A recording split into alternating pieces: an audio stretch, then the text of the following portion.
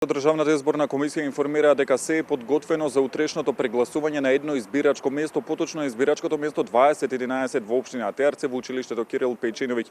Откако Државната изборна комисија ја донесе одлуката да се прегласува на ова избирачко место со оглед на тоа што симулацијата покажа дека прегласувањето би влијаело на конечниот изборен резултат и распределбата по мандати. Гласачкото ливче останува исто и покрај најавите, како што спомена и ти, на една од политичките партии дека нема да учествува на прегласувањето. 11 кандидатски листи со пратеници ќе се најдат пред гласачите, поточно 714 гласачи кои што се запишани на ова избирачко место на изборите на 11 декември. Повеќе од 50% излегува на гласање во ова избирачко место. Сепак, по одлуката на Државната изборна комисија, утре се прегласува токму таму. Од синоќа на полнок стартуваше изборниот молк, трае до утре до 19 часот.